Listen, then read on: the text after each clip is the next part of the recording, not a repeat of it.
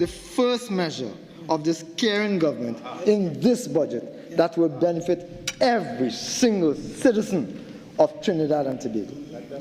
Today, Mr. Speaker, today, look at the glee on my face as I make this announcement.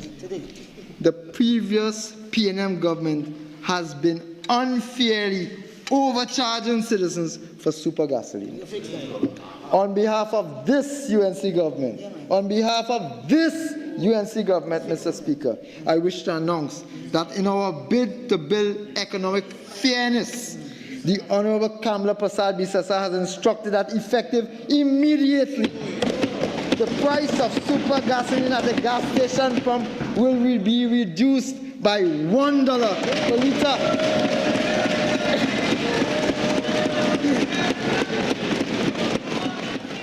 Well, of course, that's the great news that everybody was celebrating yesterday, the reduction of the gas prices of super. This morning, let me welcome to the Senator, the Honourable Dr. Kennedy Swaratsingh, Minister of Planning, Economic Affairs and Development, and the Minister in the Ministry of Finance. Good morning to you. Good morning. Thank you. Welcome back to the show. Thank you. Thank you so much for joining us. Now, of course, yesterday, everybody was tuned into the budget, and we have lots and lots of questions that will come up from the nation as a result of it. But I want to start with the revenue generation, because I know that's one of the things that has been a hot topic item in terms of how do we earn going forward as a nation. Can you shed some light on, I mean, we heard a lot of the tax-ish sounding things, but I wanted to focus on the non-tax earning things. Tell me about some of the revenue generation plans that the government has using this fiscal 2026. Well, first of all, let me just say one thing. As I heard you and your colleagues talking before I came on air, I think one of the most important things is that in this particular budget, as in unlike other budgets in the past, people tend to approach the budget with fear. Right. Want to know what punitive measures going to come. Yeah. And I think this budget would have created a lot of hope and put people at ease. But in terms of how we manage the economy moving forward, there are a couple of things that was alluded to in the budget. First of all, we are still an oil and gas economy. Right. So our main revenue streams will still come from oil and from the hydrocarbon sector. Right. Secondly, I think people underestimate, people talk about diversification, it is something that is yet to happen.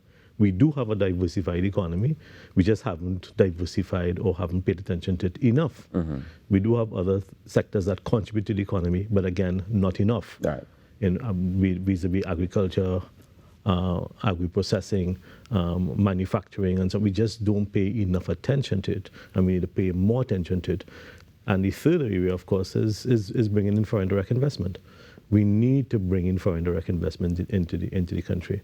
We are targeting upwards of $3 billion, but we have to, and that's why in the budget, the Minister of Finance would have talked about the ease of business, about fixing customs, fixing BRL, fixing institutions, building capacity across the public service. We really have to create a better climate and a better environment for investment. And one of the things the minister would have mentioned yesterday as well is that we were losing out on $17 billion in taxes. Well, right. So again, that's in the ECLAC report in terms of transfers, and so but there are lots of work to be done in those areas. So losing out on taxes is based on what we have not done. Right.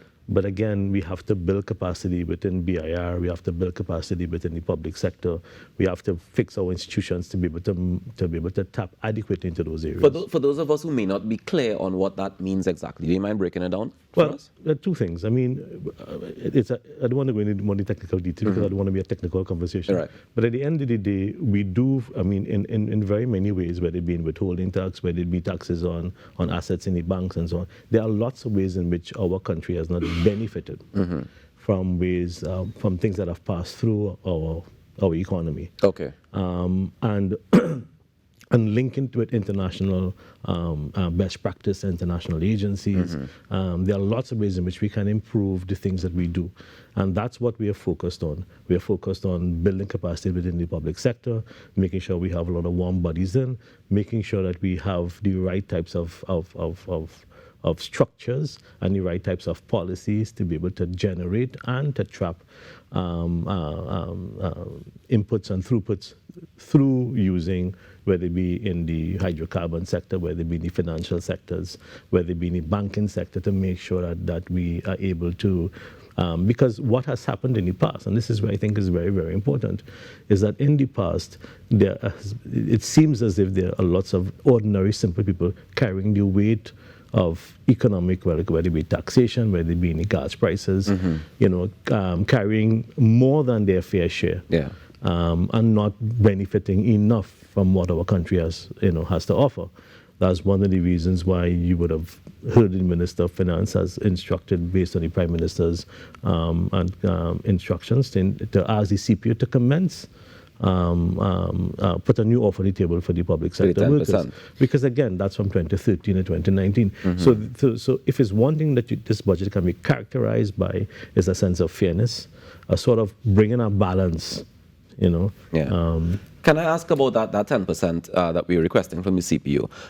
Is there a deadline given in terms of when that offer is meant to be placed on the table, or is it just when he's ready, when the CPU is ready? The Minister of Finance is very clear, based on the Prime Minister's instructions, to ask the CPU to commence that offer immediately, or to commence negotiations immediately. So from the public servant's perspective, when can they assume that they would... And I don't want to say receive the 10% because it's still a negotiation, like you said, right? Exactly. So when will we see that next public step taking place then? Well, first of all, the CPU has to commence, right? And once they commence, then they will have to instruct us, guide us accordingly. But I don't want to preempt that conversation. But my hope is that they will start that process sooner rather than later. Okay, of course. I wanted to get into the landlord's taxes because I thought that one was very, very interesting, where people who now have, how much ever properties you have. I actually thought you did a reasonably good explanation. Well, no, I understand it, and it makes complete and perfect sense. Yeah. My challenge is, how do we make sure that people, first of all, are honest when they sign up for it? How do we ensure that people who say, all right, but I rented my residence, but it's not for commercial uses. So I'm renting my house or a house that I own to somebody who's living in the house, right? Well, yeah. How do you ensure that I come now and I say, well, yeah, I want to register to be a landlord? Right. So there's a one-time registration fee, as you would have heard in the budget. But more importantly, to go back to your question, and again, this is about building capacity in the public service. There will be compliance officers who will also go out and visit. So what we inherited was a BIR that was decimated of staffing. And so since then, we have brought in about, I think in September, we would have brought about 64 persons in. By December, with the assistance of the Director of Personnel Administration, we will bring another 50 tax compliance officers and another 50 field officers. And, so we're going to build the compliance area in the BIR, and they're the ones who have to go out and verify that this data and information. And my other question, my other part to that is, how do we stop landlords then from raising the rent to be able to facilitate this new percentage that they have to pay in taxes? We've been asked that question, and I think last night I was asked that question as well. The two things for me. One is that there's a presumption that whether it be in the fees that one pays on the port and so on, there's this constant perception that if I put an additional fee on you as a landlord or as a business person, you will automatically pass on that fee to the consumer. Well, there's a history in that. That's what we've been experiencing. Agreed. But I'm beginning to think that if that's what we want, then that's what we will always get. But we have to be the ones to be able to say, no, I'm not putting up with that. It's the same thing, for example, when it comes to, I heard your colleague talk about alcohol. Right. I continue to be hopeful that we will become more and more of a people that will support what is local, that will support what is right, and will do things expecting the other to act fairly. I think we have far too long become accustomed to a society that acts unfairly, that everybody is about me, never about us. And if that's what we build, then that's what we will continue to get. But I mean, I'm sure you have heard me say it before. When I went to the Manufacturing Association, TIC, and there are so many young persons, so many wonderful people producing all kinds of local things, wine, punch a creme, But if when you go to the supermarket or when that your taste is an imported taste, then so be it. You just pay the extra for it, that's all. Precisely. All right, I hear you, but I'm going to go back to the how do we are there meant to be any regulations that would stop people from passing on the buck? Because when we talk about even the raise in the electricity prices for businesses, or the raise in the LPG taxes for people who buy over certain but size. it's not a raise in electricity price. Huh? It's a surcharge. Yeah. So it's not because the electricity rates are regulated by the Regulated Industry Commission. Right. So this is a surcharge on the gas. So it's not an increase. It's a surcharge. It's a 5 cents per kilowatt on the gas.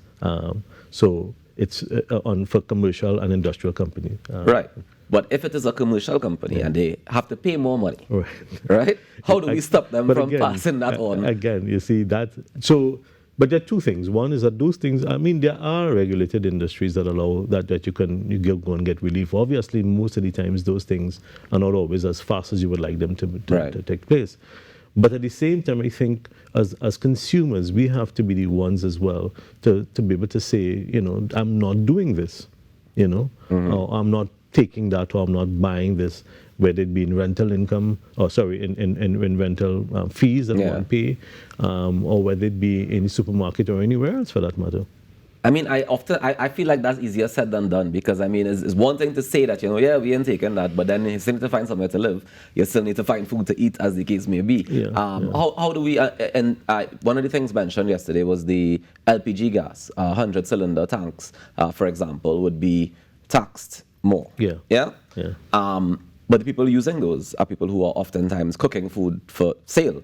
Because the ones for the household, you're not going to add any tax to that. That's fine. That's fantastic. But then how do I stop the restaurants or the food places from now raising the prices, because now their cost is more? And in any business, they want to make profit, essentially. I mean, obviously, there are always some marginal increase that one will get and so on. But at the end of the day, we have to be able to get or find ways where some persons carry a little bit more because the ordinary people have been carrying the burden for the country for a very long time, when it comes to a lack of salary increases, burdens at the pump, and different, and oftentimes and again, that goes back to your original thought before the segment started, that people approach these things with fear and trepidation, thinking of what will be my burden or what burden I will have to carry after this budget.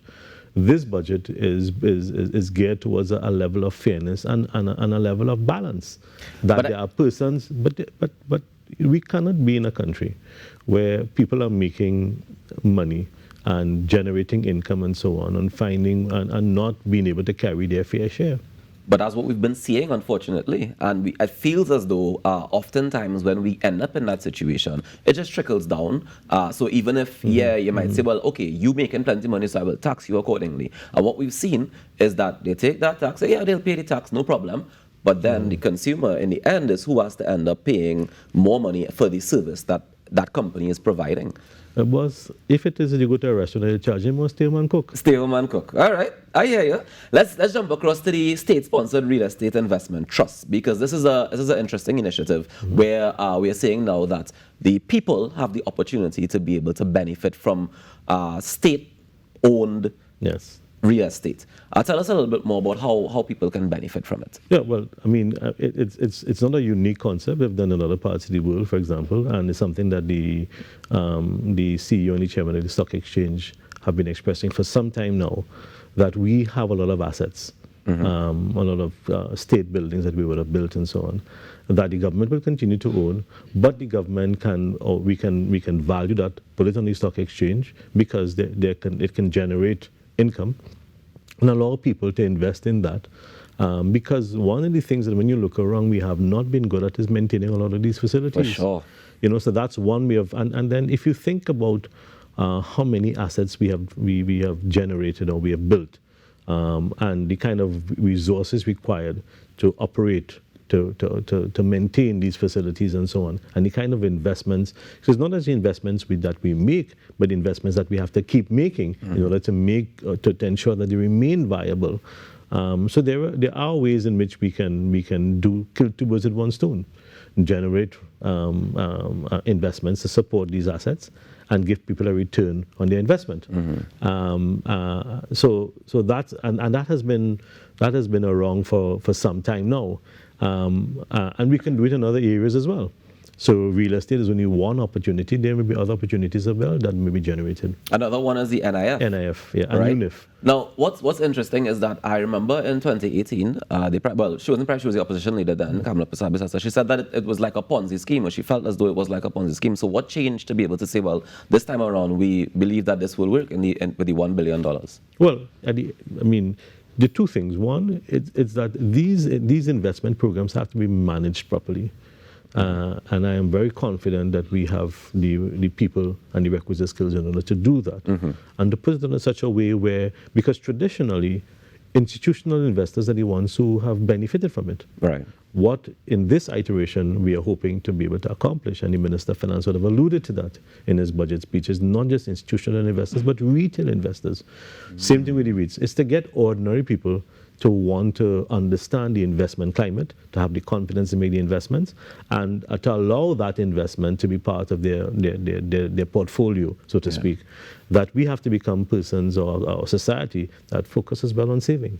And it's interesting because it ties back into what we spoke about when it comes to food or the alcohol, for example, where we invest in ourselves and we support ourselves. So I definitely think it's an interesting way that we can approach it. In fact, when the Minister of Trade has been talking about a campaign of buy local, and that's something, even though I myself feel that that's a little bit of a, I don't know that we should have to convince you to buy local. But you have to do that culture shift. But again, you see, and it goes all the way back to how we dampen imports and focus on what we need to produce ourselves, how we could reduce that food import bill.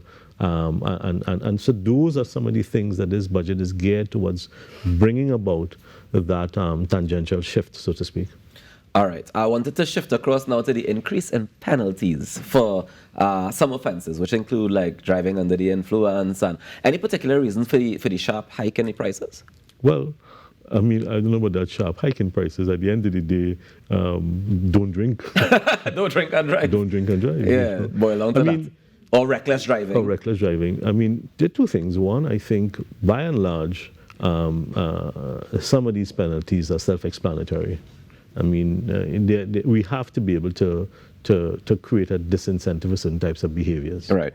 And so penalties are meant to be a disincentive. It is meant to create a sort of a carrot and a stick approach. And so at the end of the day, I think more often than not, these are not behaviors that come. You have to enforce, and you have to be able to create the environment where people understand that if I do this, these are some of the penalties that I will face. When it comes to gambling, when it comes to cigarette smoke, alcohol drinking, bad driving.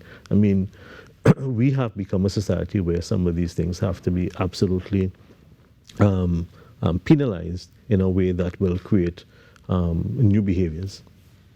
All right, I hear you. We need to change culture. We need to change the way that we think, the way that we approach things, and this budget is meant to guide us in that direction. Right, and you can't just simply tell people, you need to change. You need to put some kind of measures in place. All right, I hear you. In terms of the, we spoke, the returning nationals now have to pay taxes on vehicles. I didn't even know that wasn't a thing before. So I'm really happy to hear that, because I think it definitely is encouraging to those of us who may not have ever heard about it. Say, oh, wait, they wasn't paying taxes all the time. But to include the electric vehicles. I remember, I think the previous Minister of Finance would have said that he was trying to encourage the country to go more electric and to be more, climate friendly and all that stuff, which is why he would have removed the taxes. But I guess that it hasn't had the effect or the intended effect, so we change it back? Well, no. So there are no taxes on vehicles that I think are 400 and below. But what we found that began to happen is that persons were bringing in a lot of high-end electric vehicles.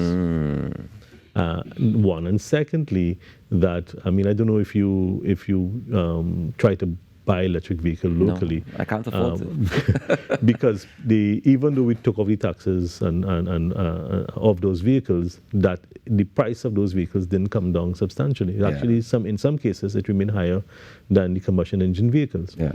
So what we are trying to do is to make sure that we, and I think where electric vehicles are going, there are a lot more high-end fully electric vehicles that are coming out from Rolls-Royce and Mercedes-Benz and whatever else and so on. So what the Minister of Finance is seeking to do is to trap some of that, but still give relief to those that are 400 and below. Do we have any concern that when we open up the roll-on, roll-off vehicles to 6 years rather than 3 years, do we have any concern of more traffic on the road, for example? Yeah, but I mean, that's a separate issue. But at the same time, I think what we have to make sure, I mean, we need to deal with our road network, and that's something that the Minister of Finance would have alluded to in the budget as well. We need to find ways to look to see how we can improve those circumstances in terms of how we deal with the road network and so on. But at the same time, you have to give relief to those who need it, who could afford a certain level of affordability. Right. And now that we live in a more global market space, those things are becoming more of an imperative than anything else. Okay. Do we have any idea in terms of that infrastructure adjustment or fixing that we need to do when it comes to transport particularly, a timeline that we can work with? Well, I know, for example, a lot will be spoken to in debate by the different ministers and so on. But I specifically remember that the Minister of Finance would have spent some time talking about transportation in his budget speech, and some of the road networks that. But again, the fund that we need to put in place in order to fund some of these things, that he is focused on putting some money into getting some of those programs up and running.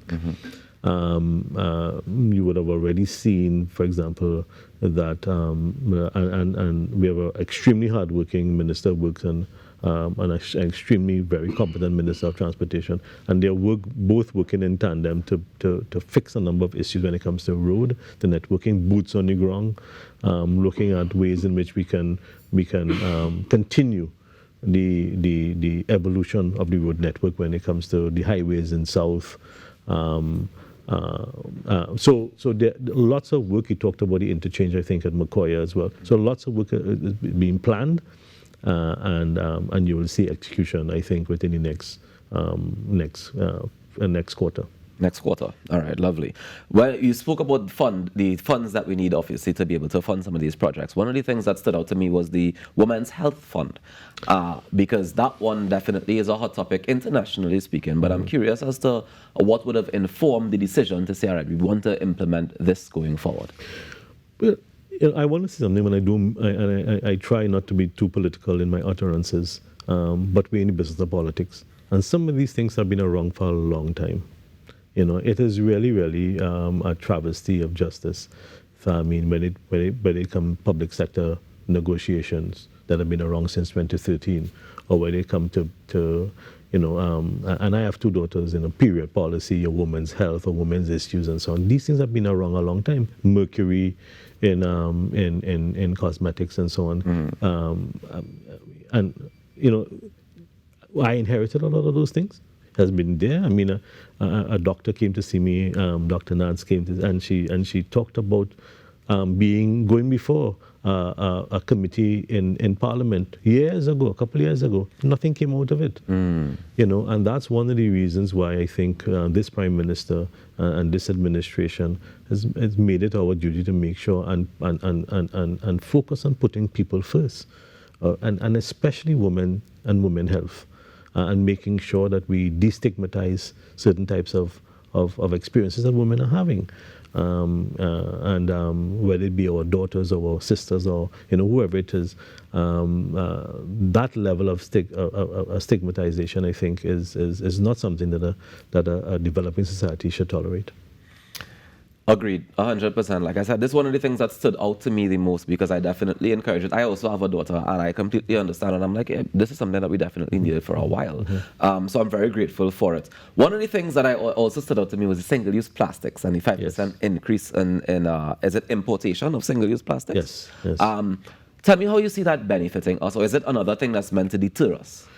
Well, two things. And again, if you recollect the amount of monies that we have to spend in declogging drains. And I mean, if you ever been down the islands or been to a beach and cleanup, see, all the beach cleanups. I mean, recently I was in a beach cleanup with the team from the ministry. I mean, plastics. But that's just the tip of the iceberg. I think we have to go further, and I think we are contemplating legislation on the container legislation that has to come as well. Yeah. We have to take seriously the environment, but we have to also move into other areas of disaggregating waste and a proper recycling program. So it starts there, but I think that's not where it will end. Okay, so we're definitely looking at a plan when it comes to managing the waste challenge that we have. And currently, the Minister of Public Utilities and the persons at SWIMCOL and so on are looking at some of those things very aggressively. Now, you mentioned diversification earlier, and I guess in a show of that, we now have no taxes on importing agricultural machinery. Yes. Yeah, yes. And I imagine that is meant to have a positive roll-on impact on the agricultural industry. So how do we propose that we make? Is it a plan to have agriculture earn more for the country? Yes. So, well, not just earn more for the country, but also be able to feed ourselves. Right. To contribute more. I mean, when you look at the economy, it's not only about what we earn, but it's also what we generate. And so, primarily, when you think in terms of our agricultural products and so on, if you go to anywhere in the Caribbean, I mean, we can produce significantly more than we are producing now. And as I said, it is not that we aren't doing it, it's that we need to put a greater focus on it, and we need to give greater support to it. So hence the reason why you're taking all these taxes and all the machinery required for agricultural purposes, but to get people to recognize or to make agriculture not just a viable business, but a viable and productive revenue-generating business. And exportable as well. And exportable as well. But also, I think we have to even go a step further and create these B2B arrangements, where farm to table, farm to grocery, right, making sure, and people are doing it now. Of course. I mean, I was amazed. I mean, you go to some farms and see, you have these farmers markets in Santa Cruz and in different places and so on. And still we don't give agriculture that level of credence. I mean, I remember somebody complaining, I think from Nandefco, that when they have the farmers market in the savannah and they have an event, you move the farmers market to where there is mud, so I mean, we really need to move and to keep moving these industries forward in ways that will allow them to take greater and greater prominence in our society.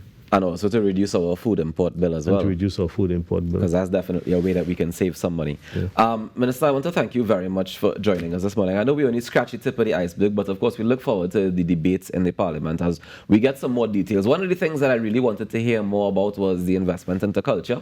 You got 32 words this time. I was hoping for a little bit more, but I will look forward to seeing when the Minister presents the Honourable Michelle Benjamin for her part of things, so I will look forward to that conversation. But I thank you very much for taking the time to join us this morning to expand on some of the things to be discussed. Thank you for having me. Ladies and gentlemen, Senator the Honourable Dr. Kennedy Swaratsingh, Minister of Planning, Economic Affairs and Development and Minister in the Ministry of Finance, joining us to share a little bit about the national budget for 2025-2026. We take a quick break and we come back with more on the Now Morning Show. We're still talking budget when we come back.